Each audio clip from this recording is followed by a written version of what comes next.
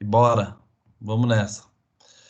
Pessoal, então, é assim, como já falei, né, eu avisei a Fabiana, mandei por e-mail via Ava também para vocês, essa disciplina ela tem uma carga teórica e uma carga prática, né? Então, a nossa carga prática, teórica, desculpa, né, corresponde a 50% da disciplina, né? E esses 50% da disciplina contam também com a desculpa, provas de recuperação, enfim, né? A gente tem, sei lá, 16 datas aí no calendário, sendo que de duas a três são provas, né? Então, a gente tem já uma quantidade grande de... Espera a aluna entrar, que tem aluna entrando, para eu já dar o recado para todo mundo. Então, pessoal, é assim, essa disciplina, 50% dela é carga horária prática e 50% carga horária teórica. Desses 50% de carga horária teórica, o que acontece? A gente tem que três provas, duas provas mais o exame final, né, que cai nesse 50% de carga horária teórica. Então, diminui bastante o número de aulas teóricas que vocês teriam, né? Porque pensa, a prova conta como aula teórica. Então, o que eu falei com o Felipe? Olha, venceu o número de carga horária teórica que eu tenho, né, para dar para eles, né, devido às provas, enfim, mas eu não terminei o conteúdo. Então, nessa sexta aqui, eu vou fazendo aulas pontuais, né? Nessa sexta tem aula, que nem a gente está tendo hoje, e semana que vem a gente faz aula também para a gente terminar o conteúdo da apostila, né? Mas são aulas um pouco mais rápidas, né? Porque, como já venceu a carga horária teórica, né? E essas aulas são aulas extras, né? Então, eu fico com uma aula aí só para terminar o conteúdo mesmo, né? Porque se a gente está em sala de aula, a gente termina o conteúdo, né? Eu acabei aprofundando mais porque eu achei que a gente ia voltar depois do Covid, ia voltar para faculdade, enfim. Então tem uma quantidade de material aí para vocês aprenderem sobre o Sul e sobre o Sudeste. E eu vou passar para vocês isso, né? Então eu queria avisá-los que nessa semana a gente está tendo aula hoje, obviamente, e semana que vem a gente vai ter uma aula rápida só para terminar de passar o conteúdo para vocês, coisas de 1 hora e meia e depois a gente só vai retornar quando voltar a aula teórica, tá bom? Eu acho que é uma medida boa a gente fazer aulas mais curtas, né? Porque teoricamente as aulas teóricas já acabaram, mas vocês não ficam tão desligados das disciplinas, né? Eu passo os trabalhos para vocês fazerem e assim a gente consegue também ir pontuando, fazendo um trabalho, enfim. Eu queria falar também que eu vi que a adesão do pessoal no AVA tá baixo. O AVA tem muitos pontos que dão para vocês, né, daquela avaliação é, transversal. Então, cada questionarinho no AVA lá vale 200 pontos. Parece pouco, pessoal.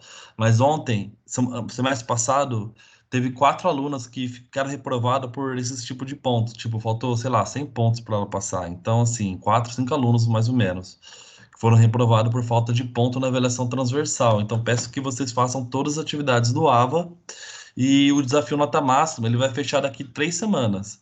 É outra oportunidade de vocês ganharem muitos pontos, né? Então, eu sempre falo para os alunos fazerem o desafio nota máxima. A gente tem um ranking lá do desafio nota máxima e gastronomia não está bem colocado, né? Então, é importante que vocês façam esse desafio nota máxima, uma para passar os outros cursos e mostrar que vocês são melhores, né? E outra para vocês conseguirem muito mais pontos no desafio nota máxima, na avaliação transversal de vocês, né? Vocês conseguirem bastante pontos para no final do semestre que está se aproximando, vocês conseguirem fechar com maestria, né? Então, a gente está no aguardo da volta dessas aulas práticas. Agora, o decreto do governador foi até dia 31. Então, a nossa previsão de volta é dia 1º de junho, a nova previsão. Então, espero que seja o quanto antes aí e que a gente consiga voltar para poder dar aula para vocês, porque no online a gente sabe que gastronomia sofre muito, né? A gente quer o melhor para os nossos alunos. Então, depois desse recado para vocês fazerem o desafio na Tamassa, para vocês fazerem a atividade no AVA, principalmente dessa disciplina aqui, e, e falar que semana que vem vai ter aula, né? Então já joguem no grupo que semana que vem vai ter aula, vai ser uma aula mais curta, mas vai ter aula, e sempre que possível eu achar algum artigo assim, durante essa quarentena, posso também voltar, enfim, para a gente conversar, fazer uma revisão do conteúdo antes da prova, para vocês não ficarem tão desassistidos assim. Bom, mas lembrando que a aula prática, até o momento, ela será retomada assim que a gente voltar para a unidade. Então, Cozinha do Sudeste, pessoal. É uma aula mais rápida. Opa, é uma aula mais rápida, então não tem problema. Eu vou passar alguns vídeos curtos, né? Um sobre a farinha de sá, outro sobre um sobre farinha de sá, outro sobre panela de barro de Espírito Santo, né? E o outro sobre. Ai, o que que é o outro vídeo que eu ia passar? Mas era legal. Não, eu não lembro. Eu lembro principalmente desses dois, tá? Mas enfim, tinha outro vídeo, ele tá no meio da aula aí, a gente vai ver e vai ver esse vídeo aí. Eu só vou pegar um mouse lá pra gente começar. Calma aí.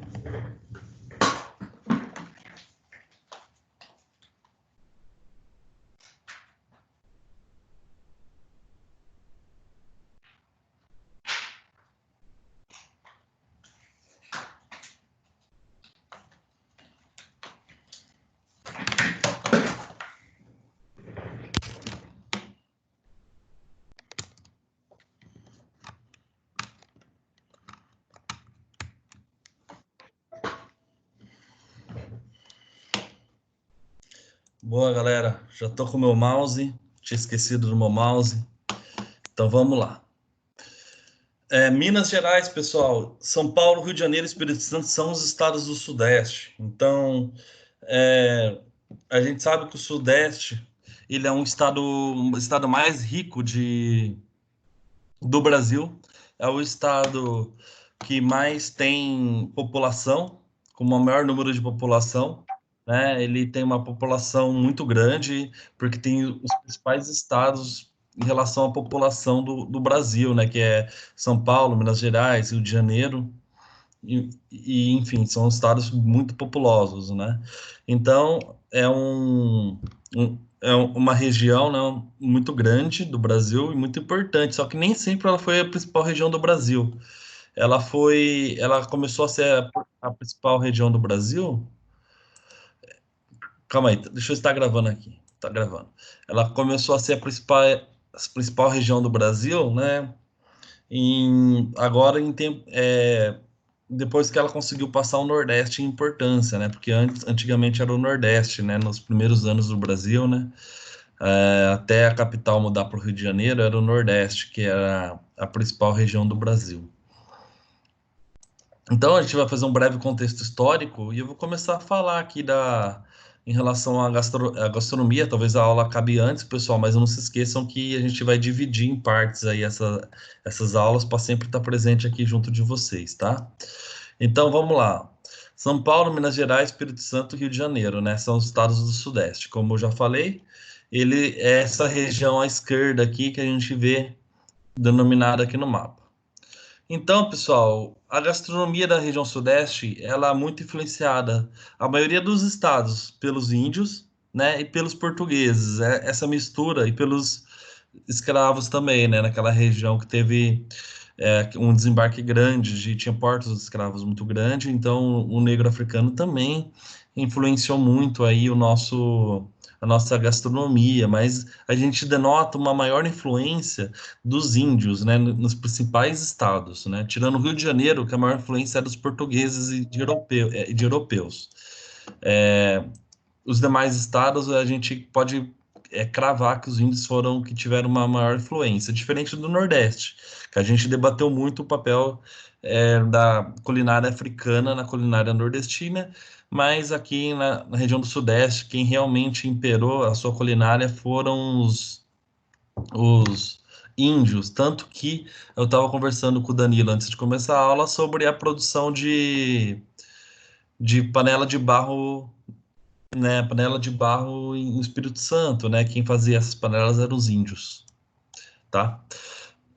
Então, os colonizadores portugueses desembarcaram no Nordeste brasileiro em 1500, mas a colonização efetiva só teve no Nordeste não, desculpa, no Sudeste. Em 1500 desembarcaram no Brasil, mas a colonização efetiva começou em 1532 aqui no Sudeste, né? Se não me engano, foi Martim Afonso de Souza que, que começou né? E a primeira engenho de cana foi aqui no em São Vicente, né? Aqui na região de Santos.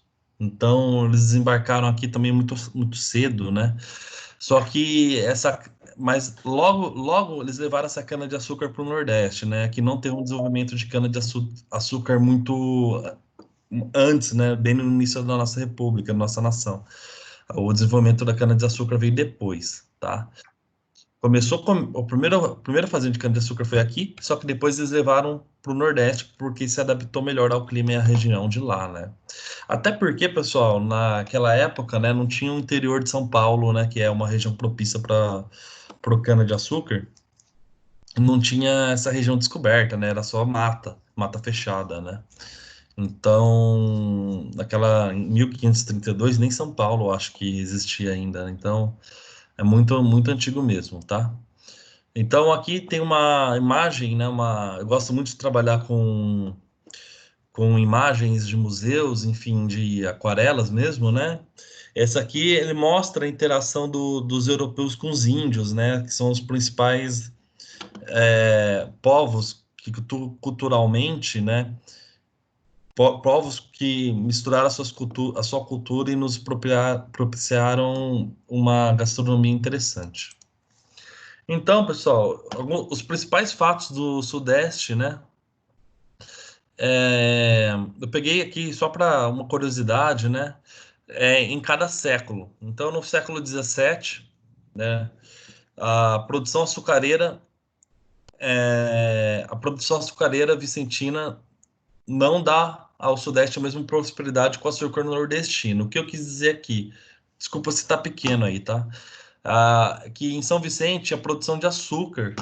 Só que no Nordeste a cana-de-açúcar prosperou de uma maneira melhor. Então, a cana-de-açúcar ela ficou mais fechada no Nordeste brasileiro do que aqui no Sudeste. Os paulistas começaram a expandir pelo interior, com as famosas bandeiras, né? O que são bandeiras, né? Bandeiras eram um grupo de desbravadores, né, que iam desmatando a floresta e chegando cada vez mais no interior do estado. Então, a gente chamava isso de bandeirantes. O que os bandeirantes faziam? Eles aniquilavam os índios e desmatavam o local e tentavam fundar a cidade ou tentavam descobrir algumas riquezas, né? Por exemplo, ouro, pedras preciosas, enfim. Isso que os bandeirantes faziam. Um, então, o São Paulo teve muitas bandeiras, né, nessa época, né? Então, as bandeiras partiram de São Paulo, alcançando do Sudeste, desculpa, desde o sertão nordestino até a Amazônia, região da Bacia do Paraná. Então, eles fizeram realmente um pente fino aí no interior do estado, matando os índios e fazendo coisas horrorosas, enfim, mas essa é a história do Brasil, né? A história do Brasil é uma coisa muito triste, se for pensar, né, pessoal? Enfim, Guerra dos Emboabas, né? No século XVIII, Minas Gerais pertencia a São Paulo e devido à Guerra dos Emboabas, São Paulo perdeu o controle de Minas Gerais e no século XIX, os principais fatos, né, da região sudeste foi que a Corte Real Portuguesa se estabeleceu no Rio de Janeiro, isso é muito importante, porque aí ela trouxe toda uma corte portuguesa para o Rio de Janeiro, influenciando em muito a gastronomia do local. Por isso que o Rio de Janeiro hoje, a gente fala que a gastronomia do Rio de Janeiro é mais influenciada pelos portugueses do que pelos índios ou escravos, ou os africanos, né? Então a gente pode falar assim que o Rio de Janeiro é um estado à parte do Sudeste, pois ele teve essa influência maior dos europeus. E também começou a plantação de café, né, pessoal? Começou a famosa plantação de café, época do café, né? O café antigamente valia muito mais dinheiro do que hoje. Hoje ainda tem cafés muito caros, né? Mas naquela época era algo muito caro mesmo, muito raro, né?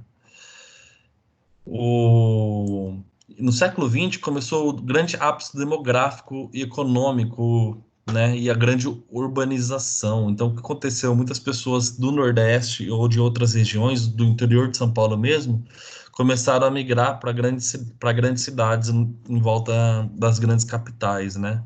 Então, essa principal migração aconteceu para São Paulo, tanto que São Paulo hoje tem 16 milhões de habitantes, né? Então, 11 milhões, se não me engano, não lembro ao certo. Então, uma das maiores cidades do mundo, graças a... Oi? Eu não lembro quantos habitantes tem São Paulo, mas eu creio que seja 11, Aproximadamente 12 milhões, professor. né, aproximadamente 12 milhões, né? Falei Isso, 16? só a cidade, sem Eu acho, contar a região metropolitana.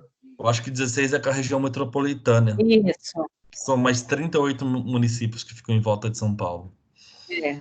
Então, assim, começou muito grande essa, essa, esse movimento, né, das pessoas buscando uma oportunidade melhor de vida, né, saindo das grandes secas do Nordeste, ou mesmo só buscando uma oportunidade melhor em uma cidade grande, né? Isso aconteceu no século XX, né? E isso deu um grande ápice, né? Em São Paulo, eles começaram a... Quem vinha para São Paulo começou a se estabelecer na beira da ferrovia, né, que era aqui na região do Belém até foi uma das os primeiros locais onde as pessoas foram se foram ficando em São Paulo, né? Porque na beira da rodovia e perto das grandes fábricas. E no Rio de Janeiro não tinha muito local para essas pessoas irem, então elas acabaram se é, formando as primeiras favelas também, né? Esses trabalhadores que iam para levantar a cidade, que tinha uma demanda muito alta, né, na construção civil naquela época, e eles acabavam morando de forma precária e formando os primeiros morros também no Rio de Janeiro, tá bom? Então, houve uma expansão demográfica muito grande no século XX. E no século XXI, houve uma pequena descentralização, né? Com isso, outros estados e outras regiões do Sudeste, do Brasil começaram a ter mais importância. Houve uma descentralização tanto da indústria quanto quanto do, é, quanto da indústria quanto das cidades, né? Houve um grande crescimento de outras grandes cidades, né? No Brasil inteiro, como Porto Alegre, Curitiba, João Pessoa, enfim, cidades aí cresceram e as pessoas que queriam uma oportunidade melhor daquela região não precisavam mais ir para o Sudeste, sim, ficavam na própria região deles, tá bom? Olinda, Recife, né? Olinda e Recife estão tendo uma grande crescimento.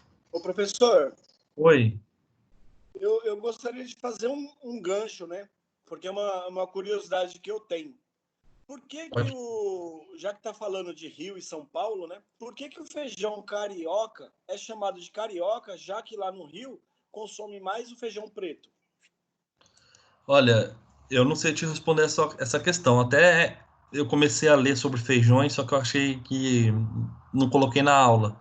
Mas posso pesquisar para você, né? Porque chega até a ser curioso, porque lá no Rio de Janeiro eles usam mais feijão escuro e aqui a gente usa mais feijão carioca, ou carioquinha. Eu posso ler, mas pelo que eu vi, né? Pelo que eu vi, o feijão ele tem em toda a região do Brasil. Ele está bem distribuído em todas as regiões do Brasil. E eu não sei se esse feijão carioca ele é proveniente da região do Rio de Janeiro ou não. Não, não é, professor. Já pesquisei. Eu, Não? eu, eu pesquisei e não achei nenhuma justificativa, né, por isso. Aí, aproveitando esse gancho, né, que a gente está falando de Rio e São Paulo, eu tenho essa curiosidade, eu queria ver se você podia me ajudar. Então, Jú- pessoal, eu não sei. Júnior, desculpa, professor Júnior, são curiosidades brasileiras que nem o pão francês, que não é da França, né? Então, é natural ter nomes aí distintos. É verdade. Entendi. Legal, legal, Camila. Obrigado. Que nem a carne de sol que não vai no sol? Exatamente, que vai no vento e na sombra, né? O Brasil é um país que precisa ser estudado. É muito bom morar no Brasil, né? Tirando algumas dificuldades que a gente tem aqui, o Brasil é muito bom. Fantástico, professor. É muito bom mesmo. Então, pessoal, essa gravura, né? Eu não lembro o nome dela, mas é algo assim, casa no campo, cozinha do campo, ou cozinha caipira, algo do tipo, né? Eu acabei não colocando o nome da gravura aqui, né? Vocês já estão se acostumando com a quantidade de quadros que eu uso, né? Eu acho que é uma forma de arte muito bonita. E é muito. E mostra pra gente o que que essa arte mostra? Como que era uma cozinha, acho que na região de São Paulo, de Minas Gerais, enfim, não fala região, mas fala que é da região do Sudeste, né? Especificamente de onde que é, né? Mas mostra pra gente alguns itens, né? Então, a gente pode ver algumas características, né? Desculpa a imagem, pessoal, mas isso aqui é uma fotografia do quadro que está em um museu. Então, realmente, a pintura é assim, né? Para mim, para o cara pintar isso aqui, tem que ser um artista mesmo, porque deve ser muito difícil. Então, aqui a gente pode olhar, é, por exemplo, é, à sua esquerda tem um forno, né? Que é um forno que a gente fala de forno romano, né? Que é um forno bem simples, né? Um forno de barro, que é característico aqui da região sudeste também. É onde são assados bolos, enfim. Principalmente em Minas Gerais, utilizam esse forno para passar peças inteiras, como um porco inteiro, utilizam esse tipo de forno. Aqui a gente pode ver ao centro da imagem, à sua esquerda, um pilão, né? Nesse pilão, as pessoas podiam bater urucum com fubá e fazer o famoso urucum, ou fazer carne de sol, fazer algum prato, debulhar alguma coisa, quebrar um milho para poder fazer uma quirera. Então, são ingredientes e características da cozinha da região do Sudeste, né? Paçoca. Paçoca, exatamente, fazer aquela paçoca com carne e farofa, enfim, né? Eles usavam muita quirera, na verdade, né? A gente vai ver até que em Minas Gerais tem muitos pratos com quirera. Então, famoso, eles podiam fazer o que eles quiserem, tirar a casca de algum alimento, enfim. Aqui em cima, aqui você pode ver um fogão a lenha, por exemplo, né? Um fogão a lenha, e esse fogão a lenha, ele é muito utilizado até hoje em muitas regiões do Brasil, tá bom? Então, esse fogão a lenha, ele é movido a lenha, obviamente, né? Lenha silvestre. E essa lenha, ela emite uma fumaça. E essa fumaça a gente consegue até ver aqui na gravura que eu coloquei para vocês. A gente vê essa fumaça defumando aqui um pouco de carne que está no varal de giral, né? No giral aqui em cima. Se vocês conseguirem ver na parte de cima aqui dessa imagem, tem algumas carnes penduradas, né? Nessa época não existia tecnologia de alimentos para poder conservar muito bem os alimentos. Então eles utilizavam a defumação aí, né? E para poder curar essa carne, enfim, para poder fazer com que ela tenha uma validade maior e não se estrague. Aqui, essa mulher, segundo a descrição da foto, né, que eu pesquisei na internet, ela tá debulhando milho e debulhando feijão, né, tirando o feijão das favas, né, então ela tá, segundo o pessoal, dá para ver certinho o milho na pintura lá, só que eu não consigo ver, né, aqui não dá pra gente ver, mas eles falam que ela tá limpando o milho, tirando o milho do sabugo e também tá tirando o feijão da fava. E aqui na porta, se vocês verem, olha que legal, tem uma galinha, né, que mostra que realmente na região sudeste, né, tinha tanto o caipira quanto o caiçara, que é aquele que vive à beira, à margem do mar, eles tinham hábitos parecidos e tinham essa cultura desse tipo de cozinha rudimentar, né? Essa cultura, essa é a base da cozinha do povo do sudeste do Brasil. Achei legal. O que vocês acharam dessa foto aí, dessa gravura? Achei que é bem didático. Fantástica, professor. Ela remete muito, né? Do jeito que deu a culinária, né?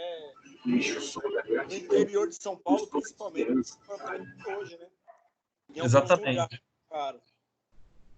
Exatamente. Ela remete realmente como que é as coisas no interior de São Paulo, interior de Minas, até no próprio interior do Rio de Janeiro, né? Fantástico. Espírito Santo, eu acho que deve ser assim também, mas eu não conheço. Algumas Vamos, regiões do Espírito Santo, sim. então, vamos falar agora do nosso nobre estado de São Paulo, né, que está passando por uma situação difícil, mas logo vai melhorar. Então, pessoal, vale relembrar que um fator muito importante que modificou a gastronomia do estado de São Paulo foi a imigração. A gente teve na capital uma grande, desde sempre, né, teve uma grande imigração de europeus, né, europeus e orientais. E esses europeus e orientais fixaram-se tanto no interior quanto na capital. A gente pode falar que os orientais fixaram-se bastante na capital, né? Tanto que tem o bairro da Liberdade, enfim, tem os bairros lá orientais em São Paulo, só que no interior também. Tem cidades como Bastos, por exemplo, que são cidades que são produtoras de ovos, de granjas, enfim. Essas cidades, elas têm uma... Quem toca tanto essas granjas de ovos ou granjas de frangos são os descendentes de japoneses e tem uma cultura muito forte japonesa na região de Marília, no interior do estado de São Paulo. Então, eles vieram para poder cultivar na terra, porque o que falavam para eles que aqui em São Paulo, né, para os japoneses em geral, tinham terras, né, no Brasil tinham terras para se cultivar, que no Japão não tem, né? Todo mundo sabe a aptidão que tem esse povo para o cultivo na terra. Então, eles chegavam, eles trabalhavam para um senhor que traziam eles, depois eles compravam a liberdade deles, enfim, compravam a terra. Não sei como é que era a relação deles, mas eles compravam um pedaço de terra e viviam daquilo. E até hoje, eles têm a cultura deles, eles trouxeram muitos alimentos também para a gente, né? É uma curiosidade só aqui falar para vocês, o morango, quem trouxe foram os japoneses para o Brasil. Só uma curiosidade. E eles trouxeram muitas técnicas de agricultura também. A soja, quem trouxe a soja para o Brasil foram os japoneses também. Então a gente vê coisas que a gente usa no dia a dia, às vezes é só por forma de curiosidade eu queria compartilhar com vocês, tá? Então eles trouxeram muitas técnicas de agricultura e muita técnica de granja, de como cuidar de animais em granja até hoje. A região de Bastos, que é a capital nacional do ovo, né? É tocada por japoneses, tá? E os europeus, eles se fixaram também, aquela região do Belém também foi muito... A região de Belém, do Brás ali, da Moca, tinha grandes indústrias ali, né? E eles precisavam de mão de obra. Tanto que no Belém tem a primeira vila de industriais, né? Vila industrial que chama Vila Maria Zélia, se não me engano, que é onde foi a primeira vila de trabalhadores de uma indústria ou de uma fábrica, enfim, que fica no Belém, do Brasil, né? A primeira vila de trabalhadores no Brasil, fica no Belém, e ela foi feita para acolher esses imigrantes que vinham da Itália, que vinham de outros países, para tentar a vida aqui no Brasil. Outra curiosidade. Então, eles trouxeram com eles o costume alimentar, né, a miscigenação dos povos, a cultura, né, gerando com isso um cardápio paulista, né? São Paulo sempre se reinventa com o povo que está lá, né, que chega em São Paulo. Então, a gente vai falar bastante sobre cozinha caipira. Esse aqui é um slide do Ava, desculpa se está meio claro, mas é assim, né? Então, ele fala um pouco dos bandeirantes, né, que os bandeirantes, eles iam conquistar terras, né? Eles às vezes conquistavam um pedaço de terra, eles cultivavam naquela terra e criavam porcos, criavam galinhas, plantavam, né? Então foi aí que começou a nossa cozinha caipira, né? Que é a mistura do colonizador com a indígena. Então, uma das características da cozinha caipira, né, que é essa cozinha que tem tanto descendência indígena quanto dos bandeirantes europeus, enfim, essa é o geral de alimentos que eu falei tanto para vocês, tá? A conservação de alimentos perecíveis, né? Como eles não tinham como conservar esses alimentos, eles usavam o giral fumeiro, né? Que naquela época não existia fogão a gás, era fogão a lenha. Então, em cima do fogão a lenha, para utilizar a fumaça daquele fogão a lenha, era colocado toicinho, linguiça, bambu, em vigas de bambu, por exemplo, para ele secar e fazer isso aí. Então, esse girau-fumeiro, como a gente pode ver aqui na foto, ele é muito típico da cozinha caipira do interior de São Paulo e do interior de Minas Gerais. Sabia que essa foto aí é da casa dos meus pais, por exemplo. E parece que é brincadeira, mas é assim lá. Esse fogão a lenha, tá vendo o fogão a lenha? Aqui em cima do fogão a lenha tem um pedaço de toicinho, porque meu tio matou um porco e colocou para secar ali um pedaço de toicinho em cima do fogão a lenha para aproveitar a fumaça ou o calor que sai desse fogão a lenha para fazer esse toicinho. Então, eles estavam no sítio, né? Eu liguei para minha mãe e falei: mãe, por favor, tira uma foto do fogão a lenha para eu mostrar para os alunos aqui. E ela tirou essa foto do fogão a lenha, né? E para você ver como que até hoje é utilizado em algumas regiões o fogão a lenha, né? E eles não trocam por nada, falam que o sabor do alimento é outro, e realmente é, né? Aqui eles estão fazendo 5 quilos de doce de abóbora. Então, eles fazem doce de abóbora, vai cozinhando, esse vapor da abóbora vai secando, vai subindo, vai aquecendo esse toicinho aqui, e a fumaça também. Aqui é a direita a foto, né? A esquerda é a foto do, do fogão sem estar ligado, né? Então, quando ele está desligado, a gente utiliza assim. Então, essa é a casa dos meus pais. Queria mostrar para vocês aqui como que é o giral. Porque nessa foto aqui, ó... Opa, desculpa. Nessa primeira foto... Deixa eu voltar aqui. Estou me perdendo aqui. Nessa primeira foto, nessa gravura muito antiga, não lembro o ano, mas a gente já viu o giral aqui, ó. Ó o giral aqui em cima. E, e até hoje o pessoal usa o giral, então isso é muito antigo, né, galera? Mais de 200 anos essa técnica aí de conservação de alimentos. Professor, Oi? Lins tem muito disso ainda, hein? E tem muito disso, muito disso, Tem. muito disso. Aliás, amanhã eu tô indo pro sítio do meu pai, volto só na segunda. Ai, coisa boa. Coisa boa. Eu coloquei mais algumas fotos aqui, ó. Essa foto do meio é do fogão da minha tia, que mora lá perto do sítio do meu pai, mora lá junto. Então aqui é o fogão, ela tá fazendo doce de mamão verde. Mamão. É. Então ela tá fazendo aqui no fogão a lenha, né? As outras duas fotos são da internet. Essa aqui é à direita, a gente vê como o giral é utilizado para fazer a defumação ou a secagem desse alimento. E tanto a esquerda, a foto tá ruim, mas foque nessa carne à direita aqui, você vê que essa carne está passando por um processo de defumação. E isso é típico da região sudeste do Brasil. Quais são os principais pratos de São Paulo, pessoal? Eu não vou ficar enrolando muito, eu não vou trazer muito. Enrolando não, desculpa, eu coloquei errado. Eu não vou trazer muito material de fora do que está na apostila de vocês, tá? Tipo, trazer um capítulo do Câmara Cascudo, porque eu conversei com o Felipe, ele falou para mim que vocês têm também história da gastronomia brasileira. Então, para não bater conteúdo aí, tá bom? Então, para não ter ficar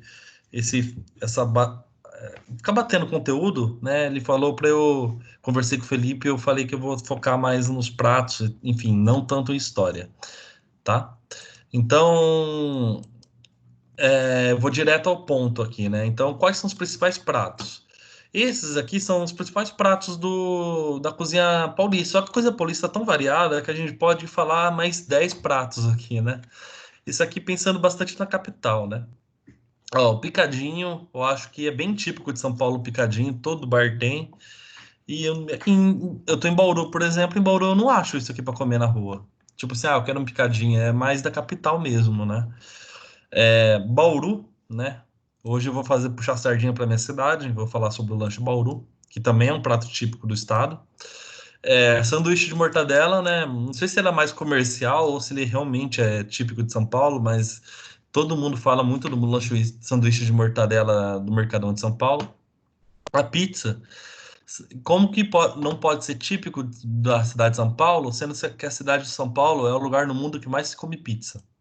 Então, realmente, pegou de vez a pizza em São Paulo há muitos anos. E a gente pode falar que é um prato típico, tá bom? Provolone à milanesa, pastel de feira, o bolovo, aquela comida árabe adaptada para o gosto paulistano, né? E galinha da Angola paulista. Então, que seria aquela famosa galinha que tem uns bares, geralmente, antigamente era a galinha da Angola, mas como a galinha da Angola não dá muita carne, agora eles fazem só com galinha normal. Então, são os principais pratos, né? Então, eu vou contar um pouco da história de cada prato, né? A gente tem alguns pratos, alguns pratos não, alguns itens, né? Sei lá, com alguns lanches, pratos principais, e eu vou falar a história, né? Então, eu vou falar do sanduíche Bauru, sanduíche de rosbife, queijo, tomate, picles, né? Eu acho que vocês vão achar pouca gente com mais propriedade de falar de lanche Bauru que eu, agora aqui em São Paulo, porque eu sou de Bauru e durante até os meus 16 anos, todo ano, 2 vezes por ano, alguém ia na minha sala de aula explicar sobre o lanche Bauru, porque tinha a semana do lanche Bauru na cidade e tinha o festival do lanche Bauru. Então, ó, durante todo o meu ensino médio e meu ensino fundamental, 2 vezes por ano, e o pessoal lá da Secretaria de Cultura, do restaurante que criou Bauru, na nossa escola, da palestra sobre o lanche Bauru, explicar como ele era feito, e também dá pra gente comer o lanche, né? Pra gente provar, porque a cidade, ela prezava muito, né? Hoje não é mais assim, mas naquela época ela prezava muito pela história, a cultura da cidade, né? Então, eles faziam essas palestras sobre o lanche Bauru. Então, pensa, eu vi pelo menos 32 vezes essa palestra aí sobre o lanche Bauru. Eu e meu irmão já não aguentava mais, todo ano era a mesma palestra, mas foi bem legal, né? Teve um. Bauru tem um lugar que chama Esquinão, né? O lanche Bauru ele foi criado em São Paulo, né? Por num local chamado Ponto Chique, em São Paulo.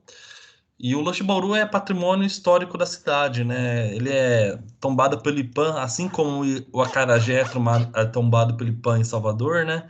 E na Bahia. O Lanche Bauru também é tombado pelo IPAM, só que esse tombamento só vem em 2019, então ele também é um patrimônio imaterial da humanidade aí. Então, tinha um estudante, se não me engano, de direito, ele chamava Cassimiro Pinto, coisa assim, né? Tem até uma, uma, um viaduto em Bauru que tem esse nome, o nome dele. Então, ele era um estudante, ele foi para São Paulo, e em São Paulo ele ia nessa lanchonete Ponto Chique, né? E o que ele falava? Assim, olha, faz para mim um pão francês sem miolo, com queijo derretido na água, rosbife e picles. Beleza. Ele chegava lá e pedia esse lanche. Aí o pessoal que sentava em volta dele começou a ver que o lanche parecia ser gostoso e esse lanche foi ganhando fama, né? Então foi ganhando fama, né? E colocou no cardápio o lanche Bauru. E essa é a história do lanche Bauru que... Opa, calma aí, pessoal. Vocês estão vendo o slide? E essa é a história do lanche Bauru. Saiu, né? Saiu, Pro. Vou voltar aqui, calma aí. E essa é a história do lanche Bauru, porque tinha um estudante que era de Bauru e ele foi em São Paulo nesse restaurante Ponto Chique. E nesse restaurante Ponto Chique ele pedia um lanche que era com rosbife, picles, queijo derretido na água, tomate e pão francês sem miolo, né? Importante, pão francês sem miolo. Então, todo ano ainda tem a Festa Bauru. Esse ano não, acho que não vai ter, mas todo ano tem a Festa Bauru, onde são vendidos mais de, acho que, sei lá, coisa de 50 mil lanches. É bem legal. É bem legal. Oi? Fabiana, acho que tá com som de fundo aí. Pro. Não, Oi, tava dando problema mesmo aqui. Agora já tá ok. pode falar. Você ia falar alguma coisa? Não, eu ia sim, eu ia falar que justamente isso, mesmo o senhor aí estando em Bauru, mas por conta do lanche, toda essa região, né? Todo mundo sempre soube, assim, não soube da história em si, mas toda essa região, eles predomina muito ainda, né? Falar desse lanche nos trailers. É uma história importante para o interior paulista, né? É muito importante, né? E se você vê, por exemplo, o trabalho que a cidade tinha de passar nas escolas, né? Eu estudava em uma escola, mas Bauru é uma cidade grande, tem muitas escolas, passava em muitas escolas só para divulgar o lanche. Então, assim, 2 vezes por ano, passava nas escolas para divulgar o lanche, palestra sobre lanche, o que é o lanche, explicava tudo, por quê? Para levar essa cultura e disseminar isso. Eles têm orgulho realmente da cidade ser a cidade do lanche Bauru, né? E o que mais dá orgulho agora é que ninguém faz um Bauru igual aqui, né? Aqui no Ponto Chique São Paulo, tirando o Ponto Chique de São Paulo e o Não, mas Esquinão. ele ainda existe, ali perto da Paulista, né? Então, ali perto da Paulista, existe sim. Eu acho que existe. Há uns 3 anos eu dei uma passada lá para ver, né? Ah, Até por curiosidade. Eu fui no congresso ali perto e dei uma passada. Mas existe sim. Existe sim. Mas aqui em Bauru, falar para você, o lanche é caro. Ele custa cerca de R$ 25. Então, às vezes, até hoje, eu chamei um amigo meu para comer um lanche depois da aula. E ele falou assim: vamos comer Bauru? Eu falei: pô, tá. Se for para comer Bauru, eu quero um daqueles hambúrguer gourmet. Já. Então hoje o lanche Bauru tá meio caro e tá cerca de R$ 25, porém, né, é diferente, é roast beef, né? São 2 tipos de queijos que eles fazem aqui em Bauru derretido na água e é um lanche típico. O que acontece? O Bauru virou um misto com tomate, né? Em qualquer lugar do Brasil, você vai para Paraíba lá, você pode pedir um lanche Bauru, o que vai vir? Vai vir queijo, presunto, tomate, orégano, né? Se coloca orégano, vira pizza, né? Então, Bauru o original, ele é feito com rosbife, não vai presunto, né? Então, sempre que vocês forem, próxima vez que vocês forem comer um Bauru, vocês vejam qual receita que é, se é original ou não, tá bom? Então, Bauru aqui da minha cidade, minha grande cidade, Bauru. Vamos passar, agora que eu fiz um lobby para minha cidade. O virada paulista, pessoal, também é um prato muito típico de São Paulo, né? Não tem muito o que falar sobre ele. Eu acho que todo mundo aqui na vida já comeu e eu tô com saudade de comer virada paulista. Ali perto da faculdade tem um restaurante que chama Taquari, que às vezes eu vou com os outros professores comer, ou com um amigo meu lá da coordenação vou comer lá. E lá tem um virada paulista maravilhoso, né? O virada paulista nada mais é que o feijão cozido, um feijão gordo, né? E você faz como se fosse um tutu com ele, né? Coloca um pouco de. é- é- ele é feito através dos tropeiros, né? Ele vem do tempo dos tropeiros que nós vamos aprender mais para frente o que são quem foram os tropeiros, né? Então eles fazem um feijão gordo. Nesse feijão eles adicionam farinha de milho, né? Até umedecer esse feijão, né? Até ele se tornar um prato úmido, mas não líquido, né? O feijão mais líquido. Então faz um tutu praticamente, né? E acompanha o virado: o arroz ou frito, carne de porco, linguiça, couve, refogada, banana empanada e torresmo. É um prato bem substancioso, né? Se a gente vê a quantidade de calorias que tem um virado paulista, a gente fica até assustado, né? Mas é uma delícia. Então, olha aqui o nosso famoso virado a paulista, né, pessoal? Ele é bem suculento, né? Bisteca, o ovo, a linguiça. Alguns colocam linguiça calabresa, outros colocam essa linguiça toscana, o torresmo. Isso tudo tá meio para baixo, né? Podia ser melhor. Mas a couve, enfim, esse Mas é o tá nosso. gostoso.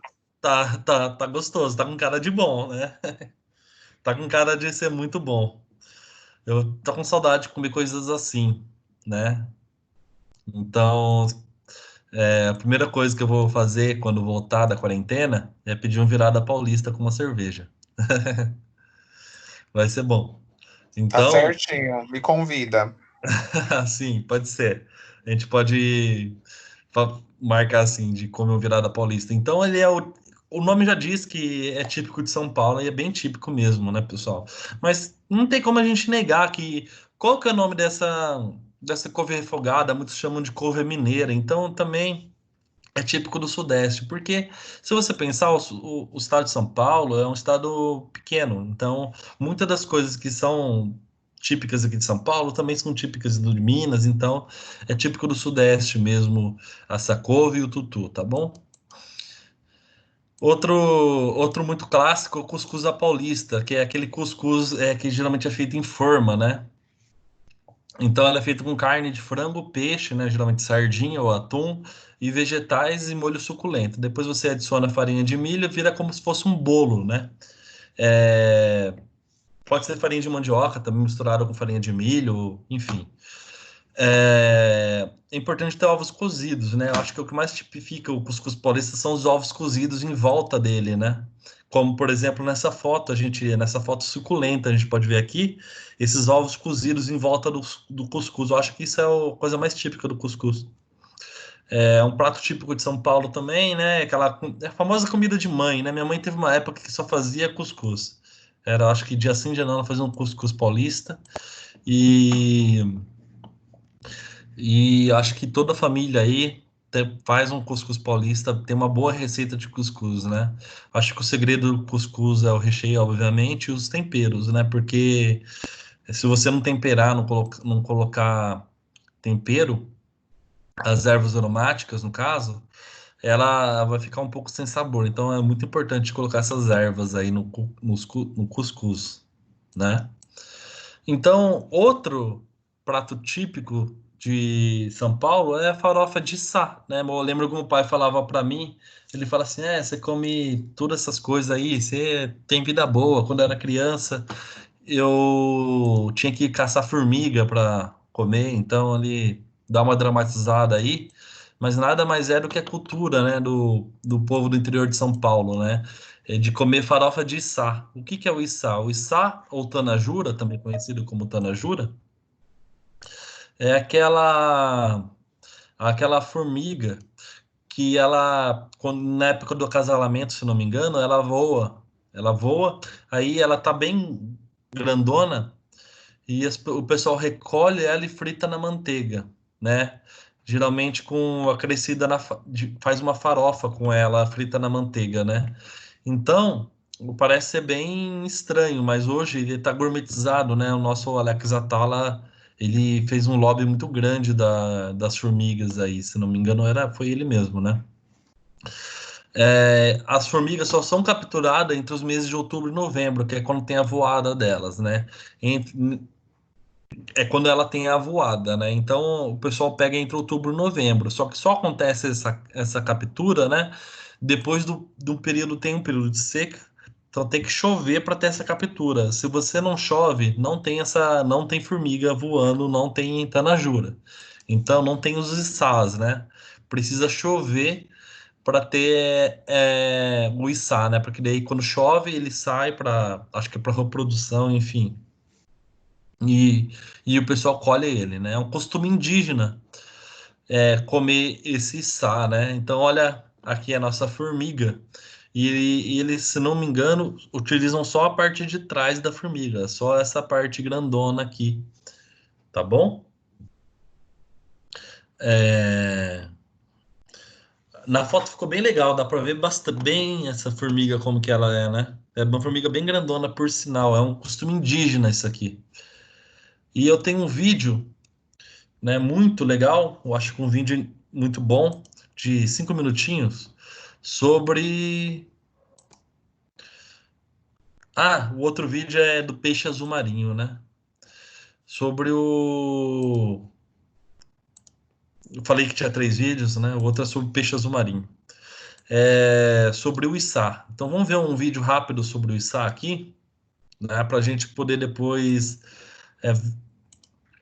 Para quem não conhece, né? Ter uma noção do que é o içá, como que faz, né?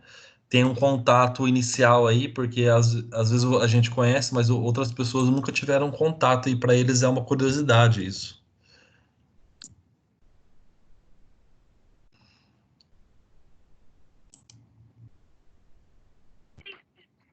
Então, tô passando aqui, ele tá. a gente às vezes critica outras culturas, né? O chinês come grilo, não sei o quê, né? E a gente come formiga aqui, tá na cultura nossa comer formiga e a gente não fala nada, né? Então tem que tomar cuidado aí quando a gente julga, às vezes, a cultura alimentar de outro povo, né? Sendo que a nossa é muito parecida, né? Em todos os lugares do mundo. Então vamos lá? Isso é um vídeo. Ah, eu não compartilhei o som. Deixa eu compartilhar o som aqui. Eu tenho que compartilhar, incluir áudio do sistema. E agora vai. Coisas que nunca comi ou evitava comer. Formiga. Pessoal, tá passando o áudio para vocês? Sim, pro. Tá, pro. Beleza. Tá sim, professor. Estamos hoje aqui no Le Manju para experimentar farofa de sá com o Renato, que nada mais é do que formiga. Formiga. E aí, cara, comer inseto é tranquilo? Tranquilo, né? Ele é crocante, ele é saboroso, ele faz bem pra saúde. Pois é, isso que eu tava descobrindo aqui, né? Comer inseto, na verdade, é muito saudável. Bom, Renato, vamos à preparação, então, aqui da farofa de içá. Basicamente, é içá e farinha? Eu vou colocar um pouco de azeite e vou dar uma perfumada. Tem um cheiro muito característico. Eu não sei se é a minha ignorância falando, mas tem um cheirinho de pasta de amendoim. Nossa, eu nunca pensei nisso. Vou pensar. Dá pra experimentar ela assim? O Pro tá travado o vídeo. Que vem da infância das pessoas, às vezes, de lugares bem populares, não é? Imagina que o índio, em alguns momentos, não tem o peixe. Ó, mãe. E a formiga é o aporte proteico dele. A minha avó era índia, e ela que me... Pessoal, tá travado todo mundo? Tá. O meu não tava, não, professor. O meu tava rodando. Tá, eu acho que deve ser alguma coisa relacionada à conexão da internet. Mas eu não sei se é a minha ou a de vocês. A do outro pessoal tá rodando também? Tava saindo só o som, a imagem estava parada. Entendi. Bom, eu vou colocar aqui, ó. Se vocês procurarem esse nome, ó, formiga, coisas que nunca comi, vocês podem achar esse vídeo no YouTube. Se vocês quiserem procurar aí e ver a parte, né? Depois eu dou uns 3 minutos para a gente voltar para a aula, pode ser? Ou posso postar no Ava para vocês verem depois, né? Então, o que for melhor para vocês aí, tá bom? Peço desculpa aí. Mas eu vou continuar passando e quem não vê o vídeo agora, eu posto no Ava lá para a gente dar para vocês verem depois, com mais calma. Ok, Pro. Tá bom? Beleza, Pro. Quem quiser procurar também, eu acho que vai achar esse vídeo, ó. Chama Formiga, Coisas que Nunca Comi. Tá? Daí você pode achar rapidão agora na internet aí, se você conseguir. Caso não tenha possibilidade, eu posto no Ava. Vamos lá continuar então. Falou sobre farofa de içá pela primeira vez, mas eu nunca experimentei na vida ainda. É gostoso, é salgadinho já. E é incrível de você parar para pensar que, poxa, a gente está aqui num restaurante, na Vila Nova Conceição, um restaurante muito bonito, toda essa pegada funcional e tudo mais. Dá uma sensação mais tranquila para comer a formiga. Comer na natureza, num restaurante diferente, seria uma experiência onde as pessoas teriam mais reticência? Pode até ser. Eu acho assim, de repente você pode pegar a formiga e fazer num óleo, jogar numa farinha, e aqui a gente coloca num azeite de alecrim, numa farofa de mandioca com cúrcuma, um sal termogênico. Tem uma pegada bem diferente, uma gourmetização da içá. E gourmet. Exatamente. Mas quando a gente coloca ele num status, como a gente está colocando agora, Sim. Não, eu comi. Olha que prazer, é comida da minha infância, muda tudo. O legal é que você olha aqui para a panela, você já nem diz mais que é a formiga, né? Estou colocando um sal, esse é um sal preparado, bato o sal grosso no liquidificador com grãos de coentro, com pimenta. Então, mais uma vez, estou botando um pouco de um toque funcional, né? Não é só uma formiga, é simplesmente uma comida saudável, acima de tudo. A gente tem que comer uma comida onde ela nutra, onde ela seja saborosa, gostosa e que também te ajude a emagrecer, que te ajude a evitar diabetes, enfim, tudo isso, né? Da onde vem essa formiga? Essa formiga vem de Taubaté e em épocas que acabam saindo trovoadas, elas saem. Então tem época. Tem época. Se tiver uma seca, você não tem içá. Como que chega de Taubaté na nossa mesa? Assim, é um negócio que é criado? Virou uma economia, né? É familiar isso. Virou uma agricultura familiar praticamente. Muitos restaurantes locais compram, estocam. Eu também compro desses restaurantes e acabo estocando. Ela estava congelada, deixar ela crocante novamente. Então você percebe que ela não está fazendo barulho. No começo ela estava bem pesadinha. A gente vai sentir um barulho nela e vai perceber, ela está pesada novamente. Ela está de novo no ponto certo. Ela absorveu o azeite e aí ficou crox de novo. Agora eu vou adicionar a nossa farofa. Você serve com farofa por quê? Então, porque ela tem uma casquinha, né? Então ela lembra até um peruá, mas um peruá do lado bom. E aí você fica com uma crocância na garganta. A farofa vai ajudar você a descer. Descer. Um pouquinho de salsinha. Cara, te falar que formiga pra mim é uma coisa pessoalmente difícil, porque eu sou alérgico. E eu fui picado por uma formiga gigante quando eu era moleque, eu quase morri. Não tem problema nenhum com isso quando você tá comendo a formiga. Não tem problema nenhum. Hoje você vai se vingar dela. Vou me vingar das formigas. Maravilha. Bora experimentar?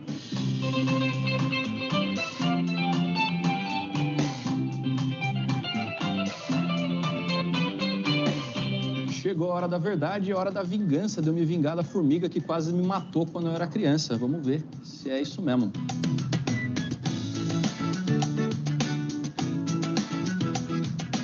Cara, é muito crocante, gostoso de comer pela textura. E o sabor, ele fica mesmo entre uma amêndoa, um amendoim e a parte boa de comer um piruá mesmo de pipoca. Mas é interessante, bem salgadinho, a farofa de fato ajuda a descer mais tranquilo. E ó, fiquei sabendo que farofa de formiga cai muito bem com vinho branco. Vamos ver aqui se harmoniza.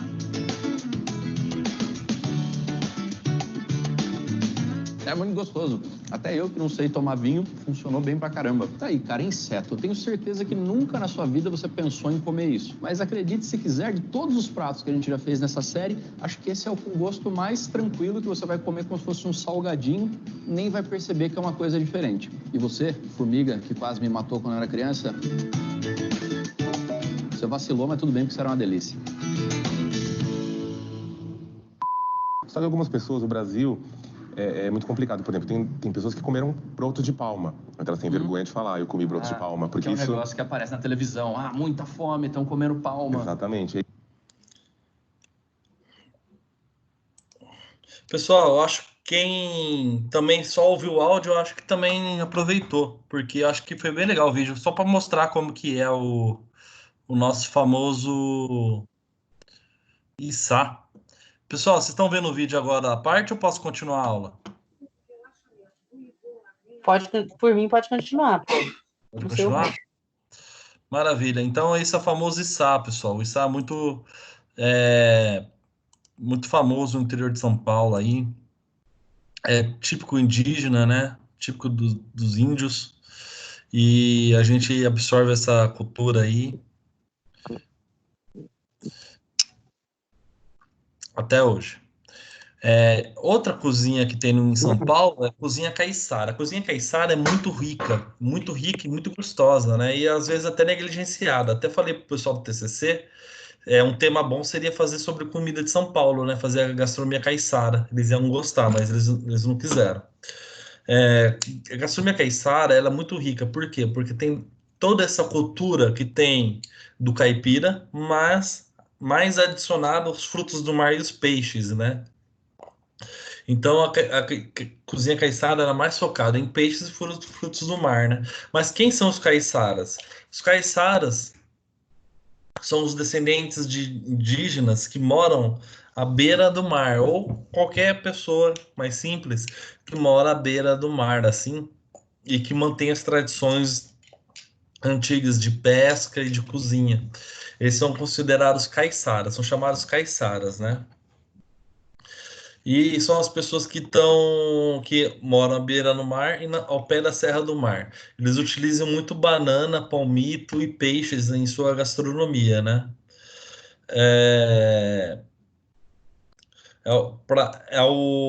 E a gastronomia caiçara tem muita cultura indígena e africana também. Só para continuar, né? Eu me enrolei aqui. Caiçara é o pessoal instalado na região litorânea aqui dos estados do Sudeste. Então, como que são a alimentação básica do caiçara, né? A alimentação básica do caiçara, tem mais um vídeo aqui sobre, que é o famoso peixe roxo, né?